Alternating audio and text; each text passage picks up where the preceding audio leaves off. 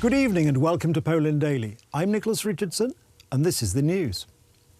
The United States and Germany have reached an agreement allowing for the completion of the controversial natural gas pipeline Nord Stream2. Berlin and Washington are expected to announce a deal soon. Central and East European US allies object to this move, and Poland and Ukraine point out that the pipeline will provide Russia with a strategic opportunity to blackmail the European Union and take advantage of Ukraine. In 2014, Russia annexed the Crimean peninsula and is also supporting the warlords who have taken over the eastern provinces of the country. Ukraine and Poland are being visited by Derek Chollet, the advisor to the United States Secretary of State, who is reportedly trying to convince Ukraine not to raise this issue in domestic US politics. The halting of the Nord Stream 2 pipeline construction enjoys bipartisan support in the United States Congress. The Biden administration had effectively waived Washington's long-standing opposition to the Nord Stream 2 pipeline, ending years of speculation over the fate of the project. Under the agreement, Germany will agree to assist Ukraine with $50 million in energy-related projects and diplomacy.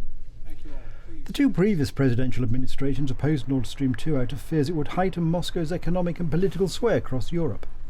The pipeline will allow the Kremlin to increase European dependence on Russian natural gas and then to use this to blackmail US allies, critics have said. Charges Russia has dismissed. Kiev sees the existing gas transit network in Ukraine and the revenue it brings as a check against Russia, especially after Moscow seized the Ukrainian region of Crimea and fomented rebellion in the country's east in 2014. The United States supporters of Ukraine have opposed any agreement permitting the construction of the pipeline. An announcement of the deal was delayed to avoid eclipsing Merkel's farewell visit to the White House, according to officials close to the negotiations. Merkel has made the completion of the pipeline, which could occur later this year, a signal achievement marking the close of her political career, people familiar with her thinking have said. The Senate has approved the appointment of Professor Marcin Wiączek to the post of Ombudsman at the sixth attempt to fill the position because of party disagreements. A total of 93 senators voted in favour of Professor Wiączek, none voted against his appointment and 5 abstained. Wiączek, a professor at the University of Warsaw and an expert on constitutional law, won cross-party support in the lower house on the 8th of July. The vote in the upper house ends a 5-month-long saga over who should be the next ombudsman. All the previous candidates were opposed by the opposition on the grounds that they were too closely associated with the ruling Law and Justice Party. On the 15th of April, Poland's Constitutional Tribunal ruled that the current ombudsman, Adam Bodnar, could no longer continue in his position because his 5-year term had ended at the beginning of September last year. In mid-June, Wiączek, who is supported by most opposition parties, was defeated in a vote in the Sejm, Poland's lower house of parliament, by Lydia Staroń, an independent senator supported by Law and Justice. After Staroń, who was the Sejm's 5th nominee, lost in the Senate, Law and Justice, in a surprise move, turned to Wiączek in a bid to put an end to the bitter conflict. I am very pleased to have been able to answer all the Senators' questions. The questions concern many important aspects of human rights protection in Poland. There is a certain nuance of opinion here, but it nevertheless shows that the highest value in the case of the Constitutional Tribunal, for example, is the certainty of the decisions of that body. I also very much like the statement that the Constitution is a supreme legal act, and this applies both to the Polish legal order and to participation in international organizations. The European Commission has threatened Poland with financial sanctions for possible non-implementation of a European Court of Justice ruling concerning the Supreme Court's disciplinary chamber. It has asked Poland to confirm by the 16th of August whether it will comply with the ruling. According to the Polish government, the documents from the Commission will be carefully analysed.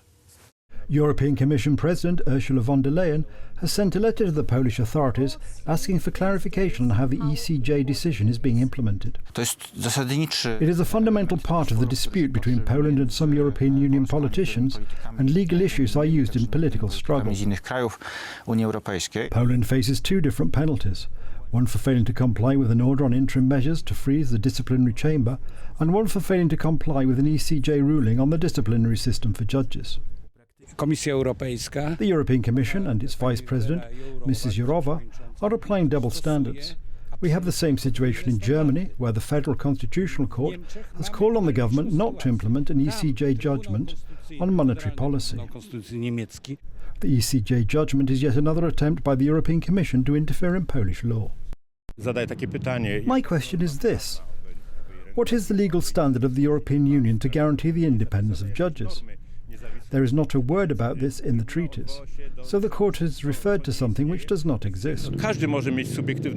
Government spokesman Piotr Muller said there would be an analysis of the documents presented by the European Commission. The Polish army is not only growing in strength, but also continues the tradition of those heroes who fought for freedom in the past. The commander of the 1st Tank Battalion received a recognition pennant, which symbolises the tradition of the tank soldiers from the underground Home Army.